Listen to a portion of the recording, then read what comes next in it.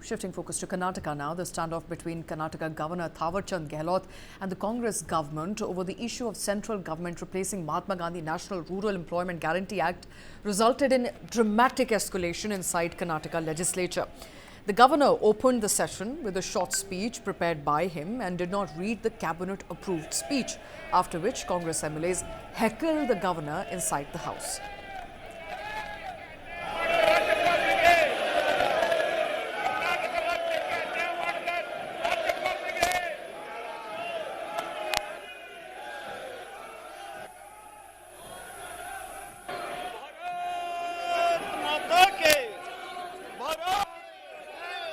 Earlier, Law and Parliamentary Affairs Minister H.K. Patil reportedly met Chief Minister Siddaramaiah, briefed him that Governor Gehlot was insisting on removal of certain paragraphs of the speech prepared by the cabinet.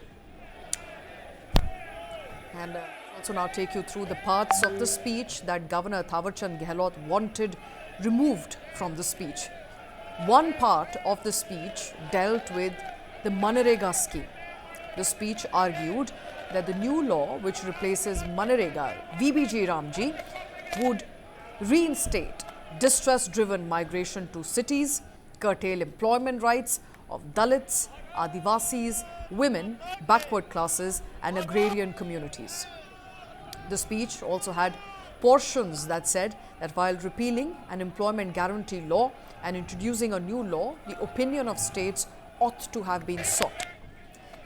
The speech further had portions on worker-centric rights under Manrega that have been now diluted, and labourers are being replaced under contractors' control.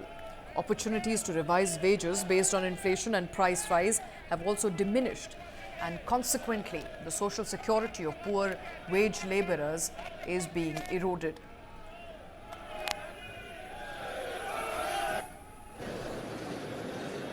See, every new year, the governor has to address the joint session and he has to read the speech prepared by the cabinet. That is constitutional, because 176 of the Indian Constitution, Article 176 of the Indian Constitution and 163 of the Constitution says he or she, governor, shall read the speech prepared by the government or cabinet. Today, instead of speaking the speech prepared by the cabinet, he spoke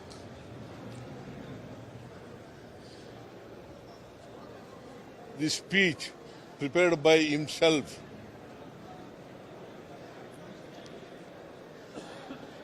That against the Constitution, provisions of the Constitution, Indian Constitution. It clearly violates Article 176 and 163 of the Indian Constitution. Therefore, it is not going to be the speech of the governor.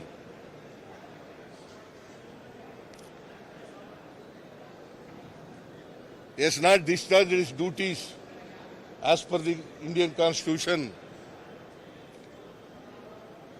He has not discharged his responsibilities as prescribed by the Indian Constitution. Black day in the history of democracy.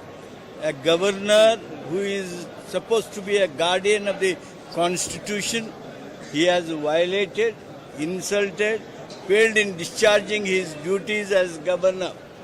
Governor is liable to address the joint session not just being present or greet members. He shall address the joint session, and that joint session address shall be prepared by the cabinet, and whatever cabinet recommends, that is to be addressed by the governor, which he has failed in reading that, addressing that. That's why he has failed. He has insulted the constitution, for which we will think of. Our chief minister has called the people concerned, and we will discuss and we will take appropriate decision. Governor, according to the Constitution and the Kaul and Shakta, Article 176(1) says the governor has to read the speech prepared by the cabinet. He has to address the joint session. On the request of the cabinet, and the governor has totally refused to address both the joint parliamentary session, joint assembly and council session. It is against the constitution. We got to protest against the people who go against the constitution. For Bharatiya Janata Party appointees, these appointed governors, it has become a fashion for these people to humiliate the chief ministers, humiliate the people of the state who have not voted the Bharatiya Janata Party, and this is not accepted. Karnataka is known as a progressive state and law-abiding state, and these governors who come from the Nagpur University, they are trying to browbeat the people of Karnataka. That is unacceptable. क्या किया आज state government ने, वो संघर्ष करने का मानसिकता है. उन्हें संबंध प्रतिष्ठापित करने के लिए कोशिश किया नहीं, केवल संघर्ष करने के लिए उन्हें कोशिश कर रहा है. उनका पार्टी प्लेटफॉर्म में कर सकता है, वो भी महसूस जनता ने किया है. उसके बारे में हम वहां आईना दिखाने का काम हम करेंगे. And the speech that the governor did not read also criticized removal of Mahatma Gandhi's name from the Manrega scheme, which has now been renamed as VBG Ramji. Under the new law, states already facing financial stress due to union policies must contribute 40% to the funding. If states fail to contribute, the centre will withhold funds, leading the scheme towards gradual extension. That's what the speech talked about, and the speech also added that VBG Ramji should be repealed and Manrega should be restored. The speech was never read by the governor.